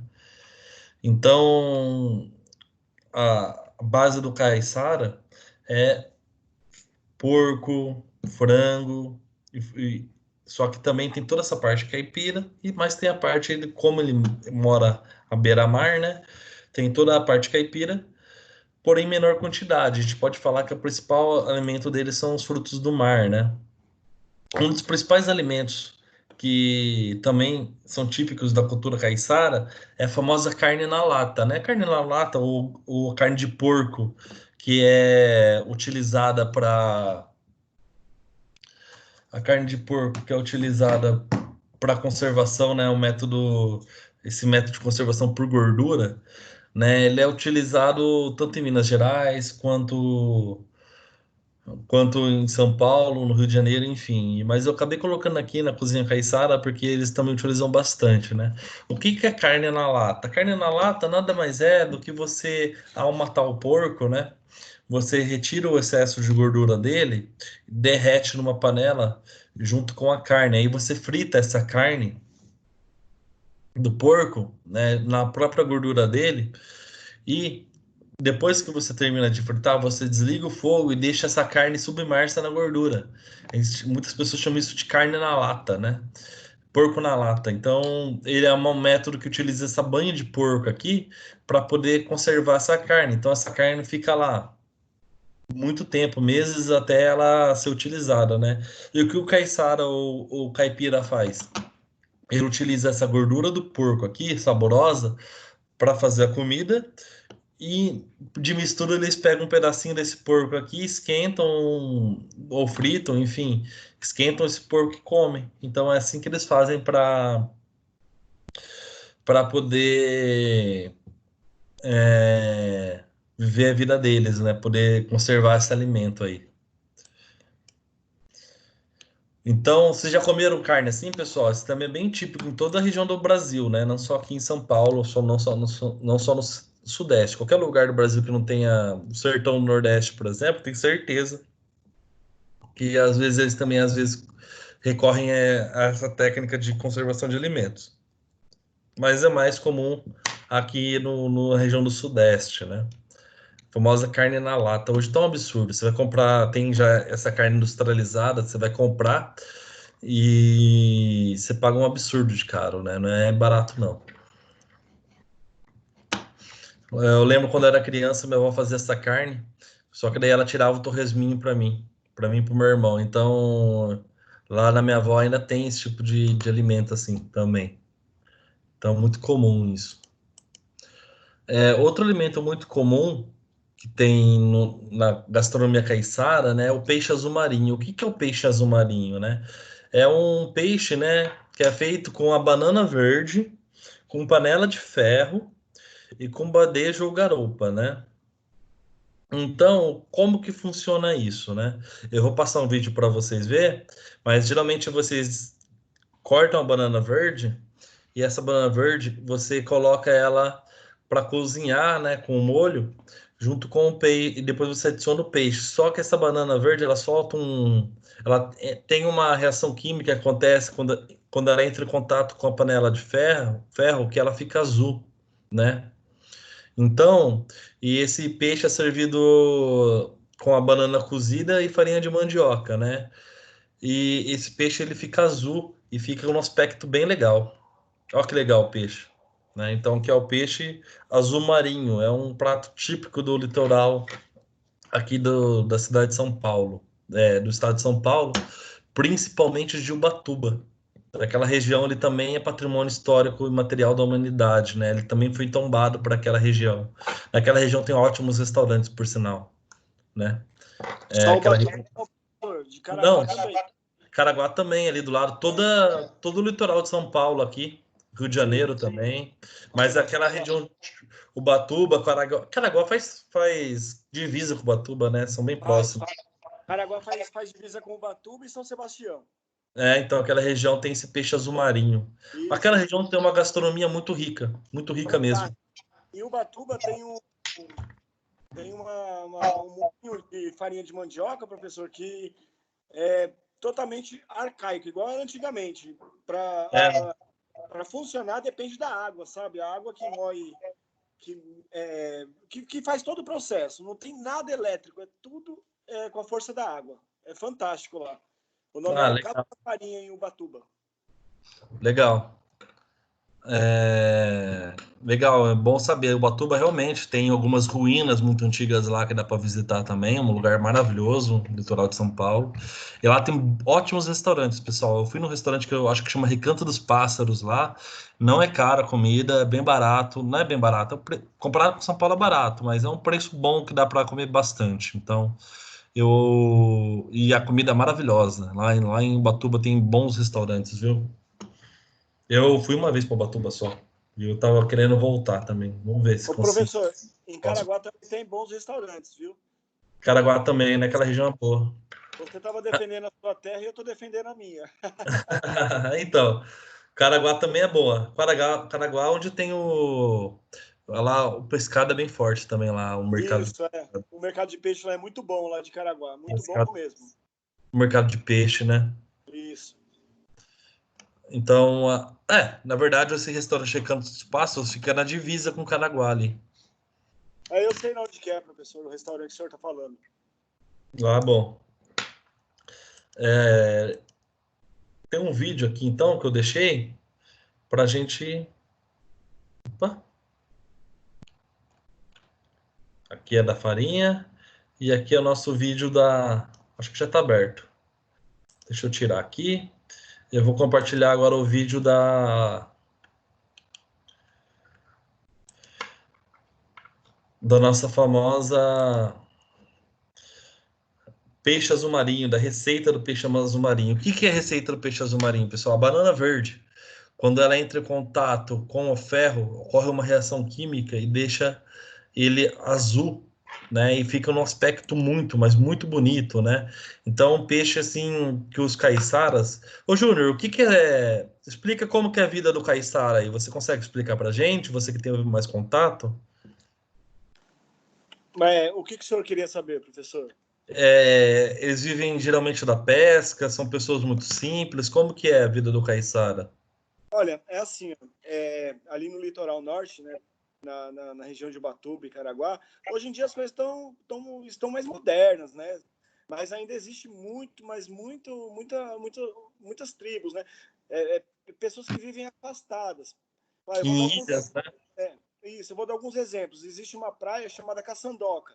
Lá ainda existe um quilombo. Entendeu? Eles vivem naquele quilombo, é claro. Hoje eles têm energia elétrica e tal, só que eles ficam bem distantes do asfalto. Então eles vivem mais da pesca, eles criam galinha, porco. Então eles vivem mais do que eles criam ali, né, naquela região. Entendi. Tem também Vou no falar. Pissinguaba, Ubatuba também, né? Tem Pissinguaba, que daí eles chamam o caminho da Ilha das Couves.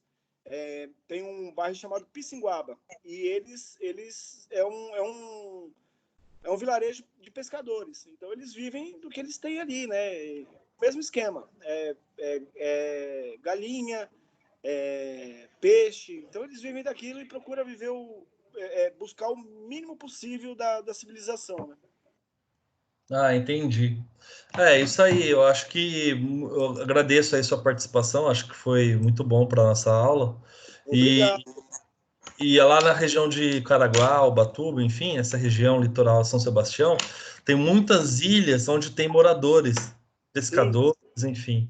Eu até conheci um cara que trabalhava como no aquele Saúde da Família, né, que vai visitando as famílias, né, com mais carentes, famílias carentes, enfim.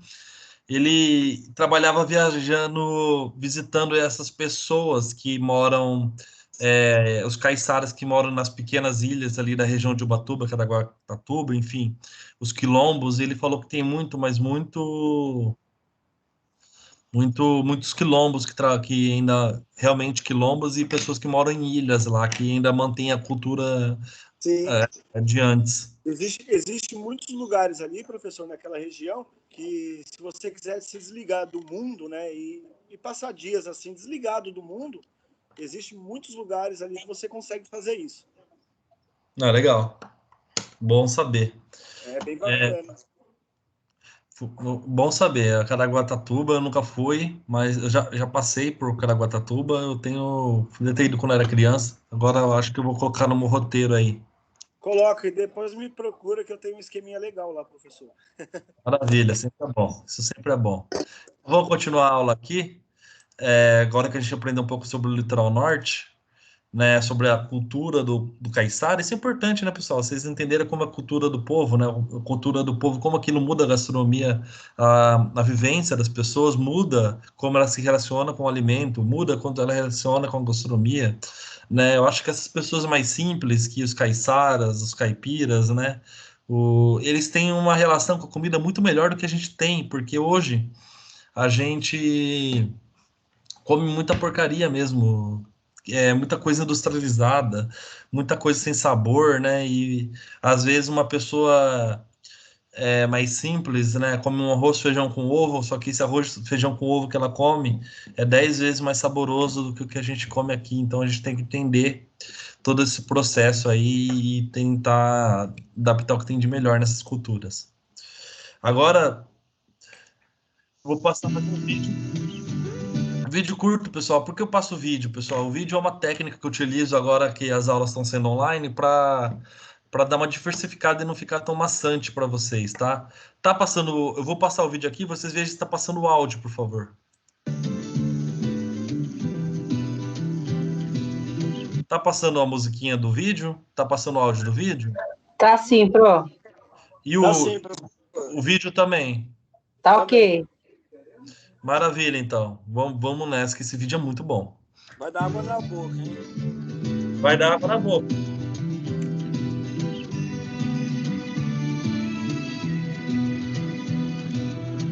Estamos aqui no Ranchinho Caiçara, da Festa de São Pedro, e vamos começar a fazermos o azumarinho caiçara.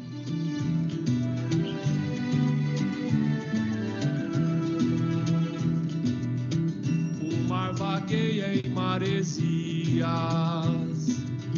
por entre nuvens e florestas, voa nas asas dos colibris, entra nas ventas do boi.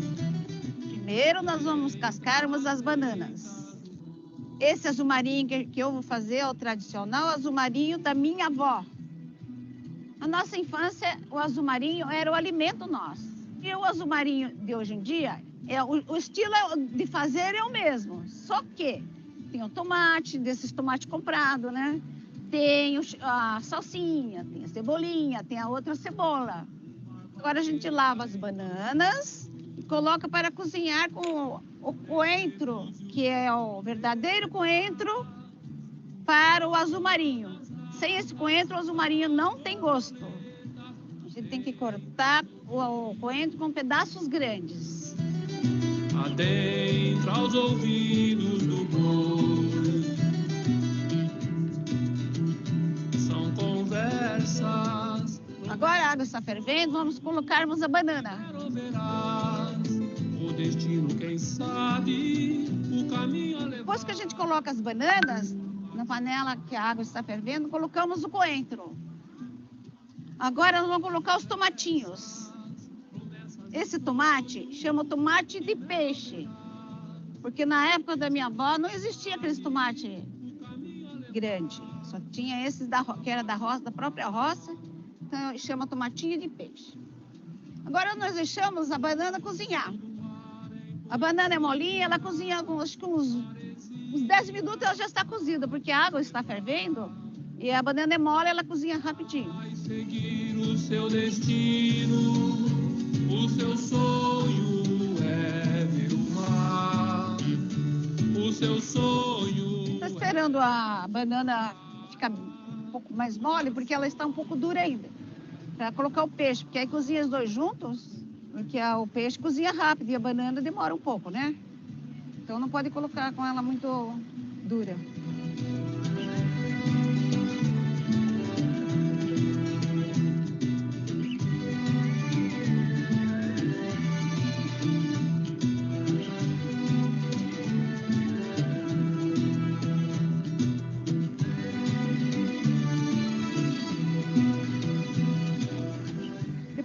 peixe e a banana estão cozidos, a gente vai fazer o pirão. E o pirão, o caldo é azul marinho. Por quê? Porque é feito na panela de ferro. Esse azul marinho tem que ser feito só na panela de ferro para ele ficar azul.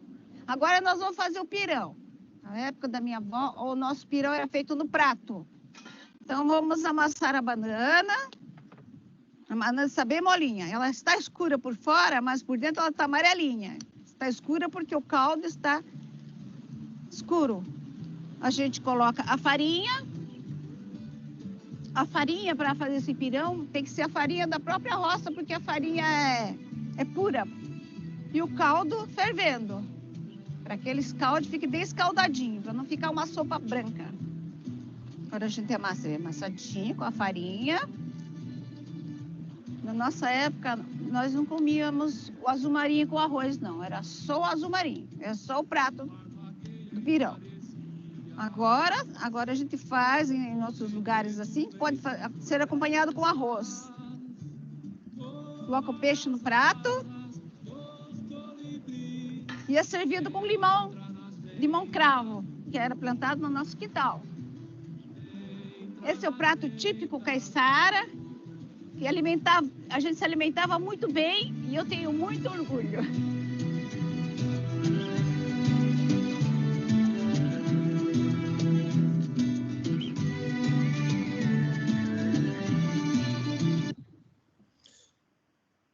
Pessoal,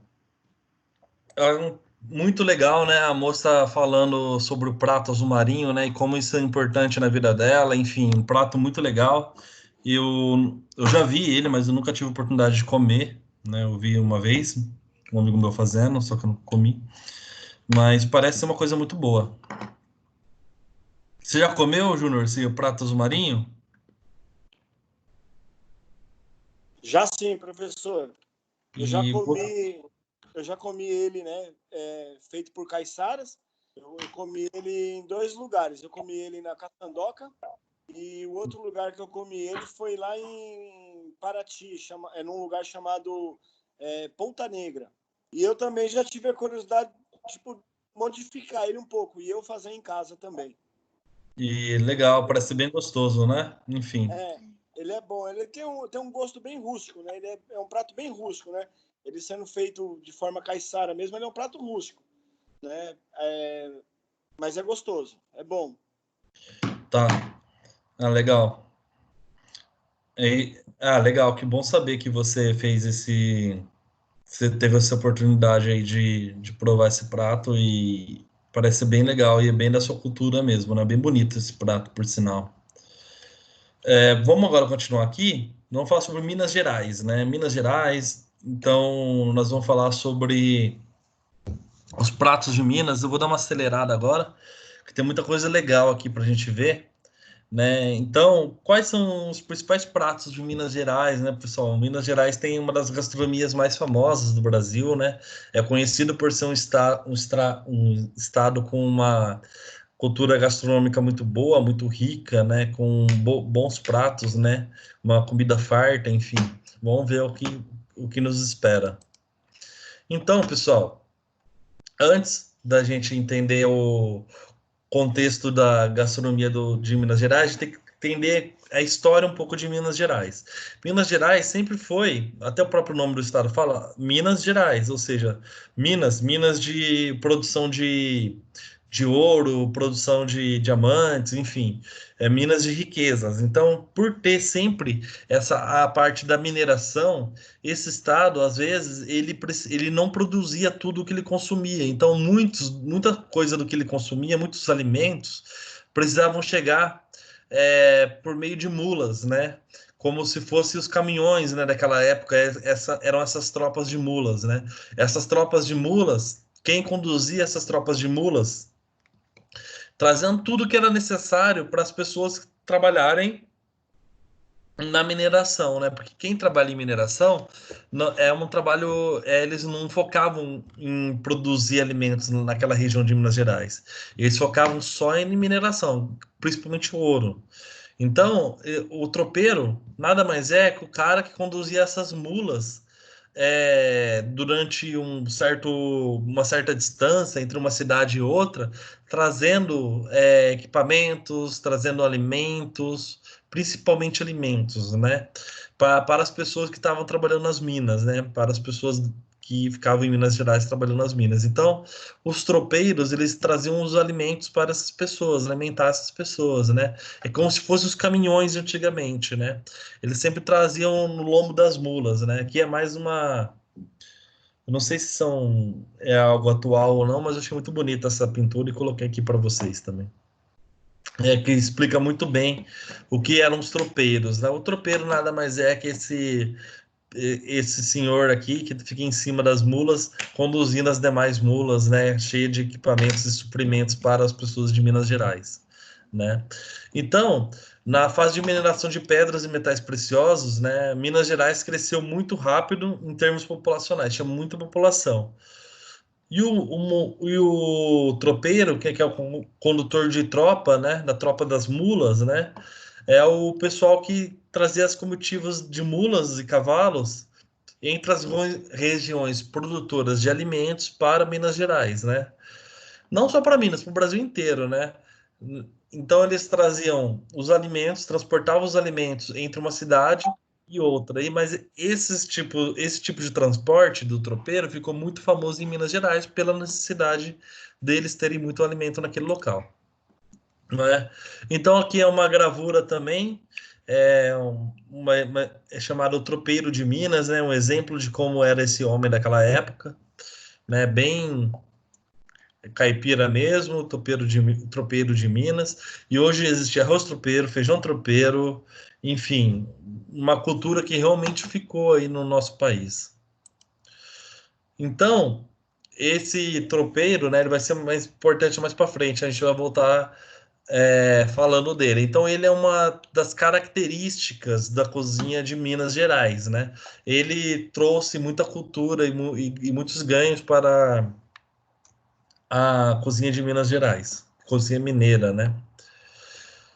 Então, outra coisa que é muito importante para a cozinha mineira é o famoso tempero mineiro, né? Acho que quem não gosta desse temperinho de vó, né? Não só de Minas, né? Temperinho de vó, de mãe, que é aquele temperinho de alho batido com cebola, a salsinha, cheiro verde, coentro, sal, às vezes pimentão verde, né? Esses ingredientes. Oi. E usar aquele pilãozinho também, né? Aquele pilãozinho que estava ali, sim, pode ser usado. Esse era um momento bom para usar ele, né? Sim, sabe que eu até dou uma dica para vocês, né? Eu tenho um pilãozinho pequenininho em casa, que às vezes quando eu tô cozinhando eu uso ele, eu descasco um alho, descasco uma cebola, pimenta do reino, sal, ervas, jogo tudo no pilão e fico pilando lá. Depois eu tempero minha carne, por exemplo, ou uso em uma preparação. Eu acho que o sabor fica bem gostoso. Quê? O meu tempero completo é eu que faço, professor. Então, só que a gente já tem um processador, né? O processador é mais fácil, né? Mais fácil, então aí eu uso geralmente, né? O meu tempero completo, eu sempre uso, né? Tomilho, manjericão, cebola, alho, né? Processo tudo, né? Adiciono sal, azeite, deixo descansar. Então eu que faço meu tempero completo. Isso é muito bom, mas quem começou com esse tempero completo foram os mineiros, né? Sim, então, sim. Fica aí a nossa homenagem para os mineiros. Então, quais são os principais pratos das cozinhas de Minas Gerais, né? Pratos típicos de Minas Gerais: o feijão tropeiro, tutua mineira, bambá de couve, né? Leitão pururuca, esse é bom, hein? É o meu preferido. Ora pronobis, que é aquela planta alimentar não convencional, né? A famosa plank. Doces tradicionais de Minas, doce de leite, de goiabada, enfim. Frango ao molho pardo, angu e couve mineira. E a gente não pode esquecer do nosso famoso pão de queijo, né? O pão de queijo, ele está muito instituído hoje como de Minas Gerais, mas ele já é do Brasil todo, né? É o nosso famoso pão de queijo, que teoricamente, se você pensar, Ele não é um pão, né? Porque ele não tem glúten, né? Para ser pão tem que ter glúten. Mas ele é o nosso famosinho pão de queijo, aquela coisinha que a gente gosta e guarda com coração, né? Nada mais gostoso que um pãozinho de queijo. Então, outro prato muito comum é canjiquinha, né? Eu acho que quem nunca teve a oportunidade de provar canjiquinha, né? Olha assim com desdém até, né? Não sabe o que está fazendo. A canjiquinha é um dos meus pratos preferidos. Ela tem um rendimento maravilhoso, fantástico. Ela rende muito e ela é barata, né? Não tem coisa mais barata que canjica. O que é canjica, pessoal? A canjica é o milho. É um milho, só que em pedaços pequenos. Eles já passam por um processo como se fosse uma quirera de milho, a canjica. Então, essa canjiquinha, você geralmente refoga uma carne de porco, você adiciona essa canjica como se fosse uma galinhada, mas é feita com esse milho com porco, né? Na verdade, é um prato bem típico de Minas, né? Mas é uma canjiquinha com carne de porco. Então você refoga a costelinha de porco com tomate, vários temperos, depois joga essa canjiquinha para cozinhar junto, né? Ele vira como se fosse um ensopadinho, só que como se fosse um risotinho, né? Só que feito com canjiquinha. É bem gostoso. É a famosa quirera de milho, né? Quem não sabe que canjica é aquela quirera de milho que você joga para passarinho comer. Então aquilo era mais um prato de base indígena também, né? Até que a carne fique macia. Então você cozinha essa canjiquinha, ela cozinha rapidão. Tem que colocar uma quantidade boa de água, que ela absorve bastante água. Eu lembro que eu fiz esses dias em casa, fica realmente muito gostoso, né? Carne de porco com canjiquinha de milho, eu acho que é uma boa pedida. A dica desse prato é você realmente colocar muito tempero, muito cheiro verde, para dar uma temperada e temperar bem a carne também, para dar um sabor mais especial ao prato. Outro, para quem não conhece, né? Também estou trazendo aí para quem não conhece. Eu sei que muitos de vocês já conhecem, mas esse é o nosso famoso frango caipira, né? O frango caipira ele diferencia do frango de granja em muitas coisas, principalmente pela coloração da carne. O frango caipira tem uma carne mais irrigada com sangue, então é uma carne vermelha. A maioria da carne do frango caipira é carne vermelha. A gente até considera as coxas, enfim, como se fosse carne vermelha, de tão escura que é. O frango caipira tem uma coloração diferente do frango de granja, né? Qual que é a diferença do frango caipira para o frango de granja?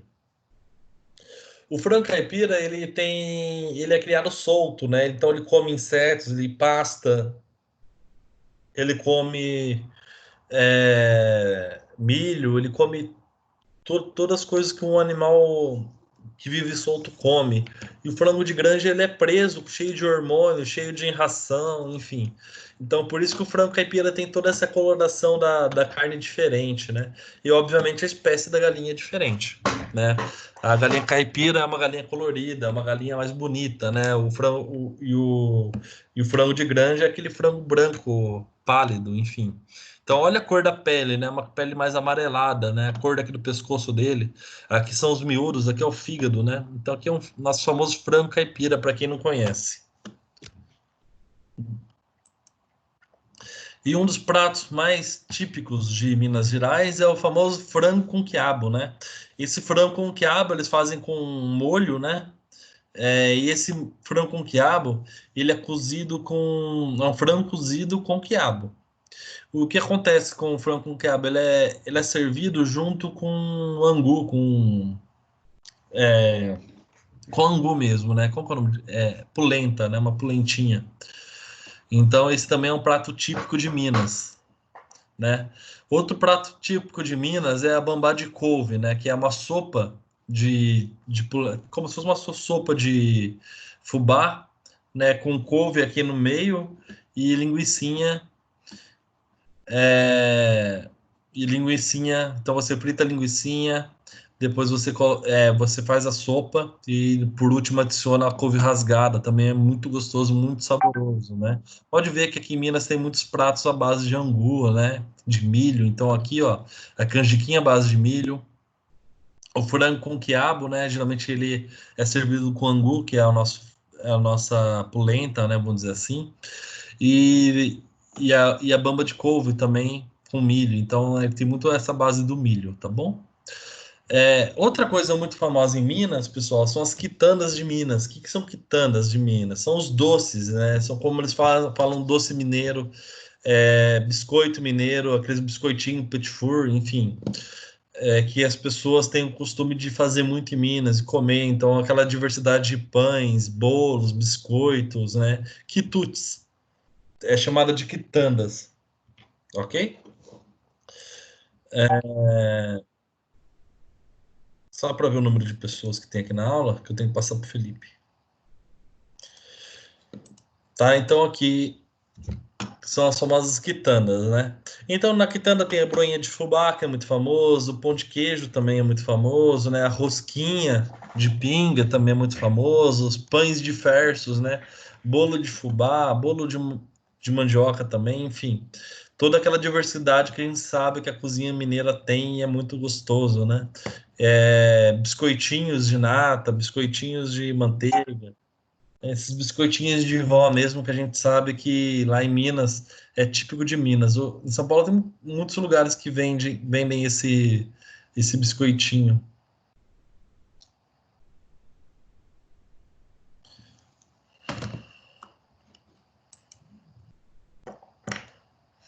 Então aqui também a gente continua com a quitanda, né? Com os bolinhos e biscoitinhos, né? Geralmente recheados com goiabada, enfim, rosquinhas.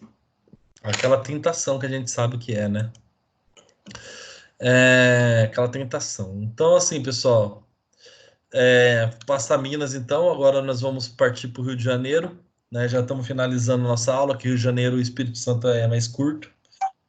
E assim, vamos partir para nossa aula, que eu coloquei um Cristo Redentor vestido com jaleco, né? Nesse momento que a gente está precisando aqui de homenagear sempre os enfermeiros, fisioterapeutas, médicos, auxiliares de enfermagem, que estão fazendo esse trabalho maravilhoso aí para a nossa população. Então, como eu já falei, pessoal, a culinária do Rio de Janeiro ela é muito influenciada pelos portugueses, porque a corte de Portugal, em um certo momento, mudou para o Rio de Janeiro, né? E ela trouxe todas aquelas pessoas que ficam em volta da corte. Então, trouxe muitos portugueses, e isso foi mudando com o tempo, foi moldando com o tempo, desculpa, a gastronomia do Rio de Janeiro, né? O prato símbolo da gastronomia do Rio de Janeiro é a famosa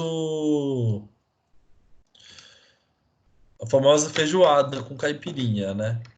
Então, a gente fala que o símbolo nacional, a feijoada é nosso símbolo nacional, mas principalmente no Rio de Janeiro. Ela é mais identificada com o Rio de Janeiro. Então, como eu já falei, as comidas do Rio foram um pouco influenciadas pelo povo indígena, porém, foi muito influenciada pelo Rio de Janeiro. Tanto que lá no Rio de Janeiro tem uma comunidade portuguesa muito forte, né? Tem o Polo de Benfica, enfim, o Clube Vasco da Gama também, né? São, por exemplo, exemplos que mostram de como o Rio de Janeiro foi influenciado pelos portugueses. Outra coisa que é muito importante no Rio de Janeiro é a famosa comida de boteco, tanto em Minas Gerais quanto no Rio de Janeiro. Quais são os principais pratos, né? As principais vertentes aí gastronômicas do Rio de Janeiro, né? Tem a comida de praia. Na comida de praia é muito disseminada espetinhos, peixes e outras coisas fritos, né? E os pratos de restaurantes, né? Então, em relação à comida de praia, eles vendem muito mate. O que é o mate? É o chamate gelado, né? Eles vendem com adição de limão ou outras frutas. Então, eles vendem bastante chamate gelado lá no Rio de Janeiro. E acompanha esse famoso biscoito Globo, né? Que é aquele biscoito de polvilho feito por essa fábrica Globo aí, ó. Esse nome Globo é muito famoso no Rio de Janeiro, né? Custa, sei lá, R$5 cada pacotinho desse. Tem salgado e tem doce. Hein, professor? Oi. infelizmente, encerraram a atividade semana passada. Por causa da Covid? Por causa da pandemia. Aí, tradicional no Rio, né? Os vendedores, os ambulantes ir lá na Porta do Globo comprar para ir vender na praia, né? Sim. E aí não está tendo mais aquelas filas igual tinha, né? Na fábrica, na frente do Globo. E aí a fábrica, né, temporariamente, né, encerrou as atividades. Dispensou todos os funcionários. Que pena, né? Mas a gente Muita sabe que pena. volta, né? Tem uma marca muito forte, ela vai voltar. Sim. Só Tomara. voltar o número de pessoas, a fábrica volta. Então, assim, caldo verde também, mostrando a influência portuguesa. Filé Osvaldo Aranha, rabanada, chuvisco, bolinho de bacalhau, sopa Leão Veloso. A sopa Leão Veloso eu não estudei sobre ela, eu devia ter colocado aqui para vocês verem, mas fica aí para vocês pesquisarem. A feijoada é o prato típico do Brasil, né? Mas Nossa, que feijoada mal feita, aliás. Você podia ter colocado uma feijoada mais bonita. Olha aí, não tem caldo. A linguiça tá crua aí, não tá com a corzinha da feijoada do jeito que eu gosto. Enfim, mas já passou. A feijoada é um prato típico do Brasil, a gente sabe que tem em todos os lugares, mas ele foi baseado, segundo essa fonte que eu peguei, que acho que é a Secretaria de Turismo do Rio de Janeiro, foi baseado em um prato português, né? E a cozinha carioca, ela foi a responsável em colocar arroz, couve, torresmo e farofa. Então, o carioca brasileirou esse prato aí, né? Tem várias histórias, várias vertentes sobre de onde vem a feijoada, a gente não vai entrar muito a fundo nisso, mas ele é o prato típico do Rio de Janeiro. Outro prato típico do Rio de Janeiro é o filé Osvaldo Aranha, que é o preparado com arroz, batata frita, filé mignon ao ponto, com muito alho. Então você pode picar esse alho ou fazer em lâminas, né? Então você coloca bastante alho frito em cima do filé, sobre a carne e farofa. Então você faz a farofinha, o arrozinho solto e a batata frita e coloca um filé com muito alho em cima. Esse é o famoso filé Osvaldo Aranha. Olha que prato bonito, né? Tá meio seco, né? Mas tá bonito.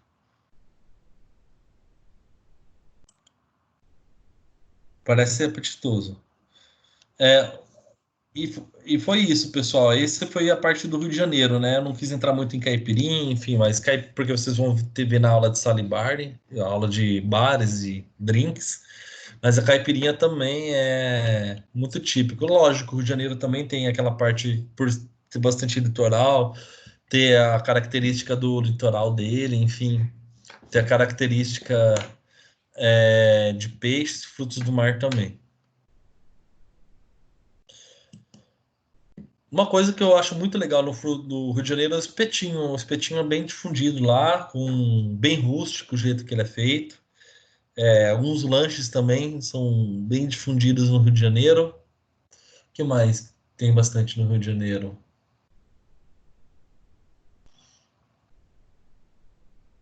Deixa eu ver. Obviamente, devido ao calor também, tem muito sorvete. Mas eu acho que são esses pratos mesmo que eu listei aqui para vocês, tá bom? Em relação à cozinha capixaba, que é a última parte da nossa aula aqui, a gente vai falar sobre a cozinha capixaba e falar da famosa moqueca capixaba, né? A moqueca capixaba, ela é diferente da moqueca baiana, porque a moqueca baiana vai dendê e leite de coco, né? Que tem aquela influência africana. A moqueca capixaba, ela já tem uma influência indígena, mais indígena que a africana, né? Ela não tem a influência africana, então ela tem é diferente da moqueca baiana. E como que é a culinária do Espírito Santo, né? Também é baseada nos peixes e frutos do mar que ali vivem. Então a gente pode falar que, devido ao litoral, ela tem essa característica, né? E tem a mistura entre português, indígena e africano, como eu já falei em outras aulas do Nordeste. O Espírito Santo está ali na divisa, né? Então também traz um pouco dessa cultura africana também. O prato típico é a moqueca capixaba. E ela é um símbolo estadual, né? Uma moqueca bem bonita, enfim. É um prato bem vistoso, bem saboroso também. Qual que é realmente o prato típico do Espírito Santo, né? Então tem vários pratos típicos. Esse da foto é o famoso muma de siri, que é um siri cozido na panela de barro também. E você pode ver que todas as fotos que eu coloquei aqui do Espírito Santo tem panela de barro. Por quê? Porque a coisa mais típica que tem no Espírito Santo são essas panelinhas de barro aqui. E essas panelinhas de barro aqui são muito boas, esses artefatos feitos de barro são muito típicos do Espírito Santo, né? Tem até uma região lá, um bairro da capital Vitória, né? Que faz muito esse material aqui. Então, quais são os pratos? É um camarão no coco, arroz de marisco, moqueca capixaba, doce de jaca. Na região do Rio de Janeiro, do Espírito Santo, tem muita jaca. Muma de siri, que é esse aqui que está na foto. Caranguejada, moqueca de banana da terra, picolé de abóbora com coco e casquinha de siri. Então, não dá para a gente falar da panela da culinária, da gastronomia do Espírito Santo, pessoal, sem falar da panela de barro, tá? Então, o que é panela de barro? A panela de barro é essa panela preta aqui, ó, essa panela diferenciada aqui, que é feita de barro. E tem toda uma história por trás dela, né? Que ela foi utilizada pelos indígenas, né? Ela praticamente continua sendo feita da mesma maneira indígena desde sempre. Então, eu vou mostrar para vocês como que é feita essa panela, né? E no Espírito Santo tem uma região que chama Goiabeiras, né? A panela de barro de Goiabeiras, né? Que é próximo à Vitória, lá que é famoso por fazer essa panela de barro. Nossa, eu tirei o óculos 1 minuto, ele já me dá dor de cabeça. Então, assim, a região de Goiabeiras, lá em Espírito Santo, também foi tombada como patrimônio cultural brasileiro, né? Essas panelas de barro lá. Então, como são as panelas de barro? Então, elas são feitas pelas mulheres descendentes diretas de indígenas, né? Elas são torradas, né? Elas são assadas direto no fogo, né? E depois elas passam uma água, como se fosse uma têmpera nelas, né? No momento que ele passa essa água na panela, ela fica preta, porque essa água é curtida em uma casca de árvore que deixa a panela preta. É um método fantástico. Então, para você fazer uma moqueca capixaba, não tem como você fazer a moqueca capixaba sem essa panela. Vamos ver agora como que é feita essa panela. Eu acho que é o vídeo mais legal dessa aula, né? Então, como que é feita essa panela de barro? E essa panela de barro que é típica do Espírito Santo. Vou passar um vídeo aqui, um vídeo que me tocou, um vídeo muito bom. Eu espero que vocês gostem, né?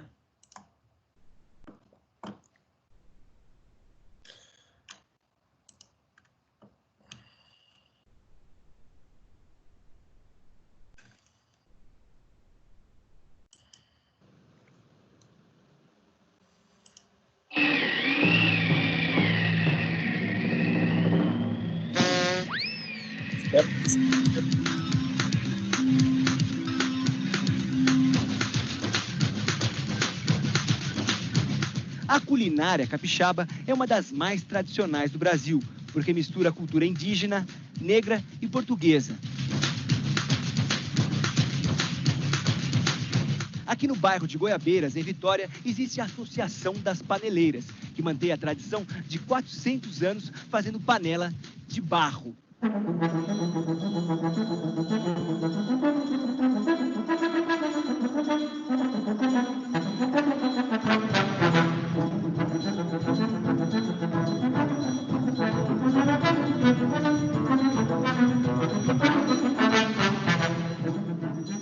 A panela de barro a gente tem que pegar a argila e ir moldando, porque nossas panelas é a tradição de mais de 400 anos, é a tradição indígena. E é o único artesanato brasileiro que não mudou em nada com o passar dos tempos. Continua uma tradição nossa de moldar as panelas, continua desde a época que os índios também faziam.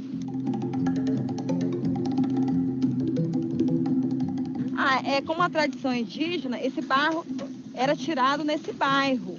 E o mesmo tempo que a gente faz a panela, é o mesmo tempo que existe esse local que tem o barro, que é retirado a argila de lá. já foi feito estudos e não se encontrou esse barro em lugar nenhum. Só existe nessa área.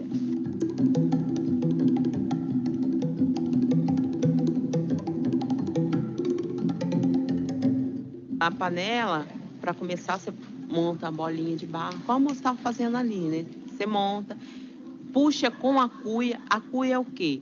É um cuité redondo, que você corta ele redondinho, né? E faz a panela. Você puxa a panela. Você começa a puxar a panela. Aí você vai dar o formato da panela.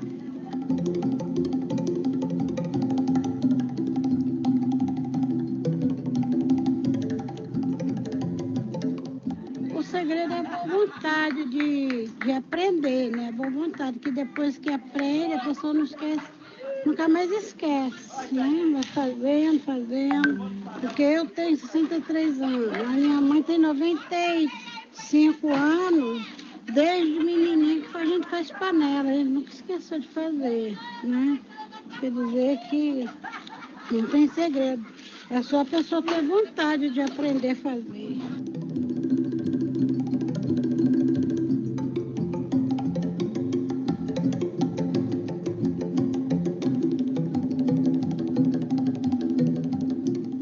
Depois desse processo que a panela ficou pronta, né? Aí você pega, deixa ela secar e vira. Tem um virar da panela. Virar da panela é tirar o excesso do barro que tem no fundo.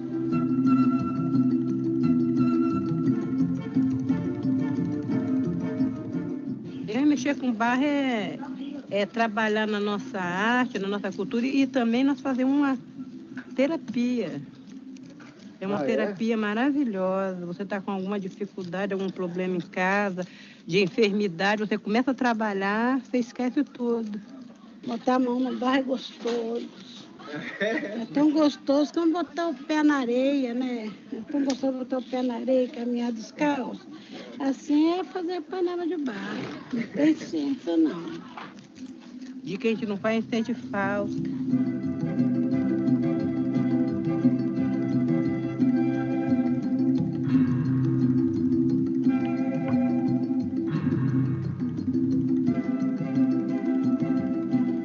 Depois dela seca, da panela bem chutinha, você vai passar pedra de rio na panela. Pedra de rio? É, pedra de rio, bem lisinha, para você lisar a panela.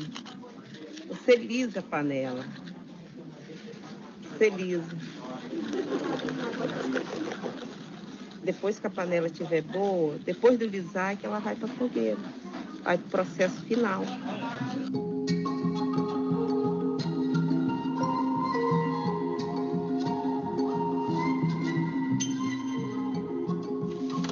Qual que é a maior dificuldade de fazer panela? Oh, eu acho que é a queima. É a queima? Eu acho. Por quê? Por causa da temperatura muito quente. Incomoda um pouco. O que você está fazendo agora? Agora eu estou dando tingimento na panela. Tingimento? É. Esse tingimento é com a casca da árvore do manguezal. Pega a casca lá no mangue da árvore, soca, bota na água. Aí a água fica vermelha, ó. Bate na panela e a panela fica preta. Isso aqui é a casca tirada da árvore do manguezal. Essa casca aqui, ela vem inteira. Então você soca a casca todinha, coloca ela numa água e vira o tanino. Que é essa água aqui, ó. Essa água, que é o tanino. Ah, ela vai botar aqui. Aqui, ó, tá vendo? Aí é a água. O tanino a gente sabe como tirar da árvore, para não destruir o manguezal. A gente sabe a medida certa, o casqueiro que vai no mangue tirar a casca, ele tira certinho a casca para não destruir o mangue, porque senão, dos anos para cá, a gente também já teria destruído o mangue e coisa que a gente não quer, porque é a natureza que dá esse sustento para a gente também, né? Então a gente não destrói, a gente cultiva o que a gente tem.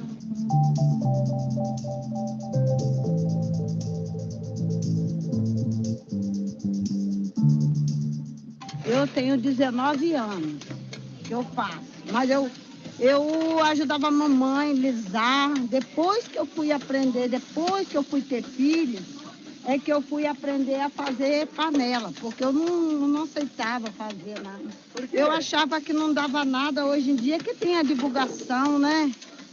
Mas hoje em dia a gente dá o maior valor, porque é muito divulgado nossas panelas. É o amor que a gente põe nas panelas. Quando a gente vende uma panela, a gente põe amor, é um trabalho da gente. A gente gosta quando a pessoa elogia o trabalho da gente, a dificuldade que a gente tem para poder fazer esse trabalho nosso. Então é super importante para nós. Eu gosto. Se hoje for para mim sair daqui e trabalhar fora, eu acho que eu não iria. Para mim, fazer panela é dar continuidade. É um trabalho que eu aprendi com a minha mãe, a tradição do Estado. E é uma coisa que eu gosto de fazer, né? E é uma renda também para minha família. Praticamente a gente nasceu no barro, então a gente tem que manter essa cultura.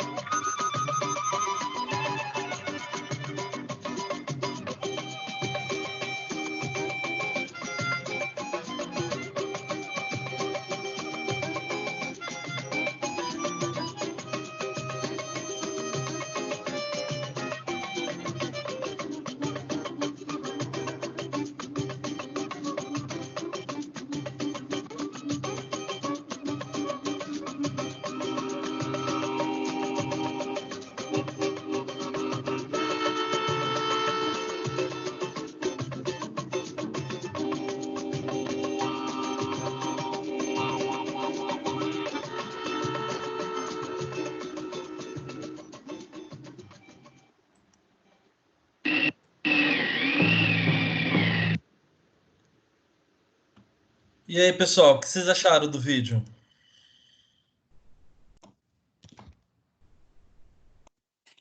Excelente, professor, muito bom. Vocês sabiam que a panela de barro era feita dessa maneira? Eu sabia. Eu achei bem legal, né? É bacana, legal. O Danilo que queria ver, eu acho que ele saiu da aula aqui, infelizmente. Mas, enfim, eu acho que foi legal. Alguém quer fazer algum comentário sobre a panela de barro? Já usou? Gosta de usar? Eu uso e gosto de usar, professor. Ah, legal. Sempre é bom. Pessoal, por hoje é só. Vocês querem falar mais alguma coisa? Deixa eu ver aqui nos slides. Realmente esse era o último. Foram 50 slides hoje nessa brincadeira. Foi bastante, né? Então, muito boa aula.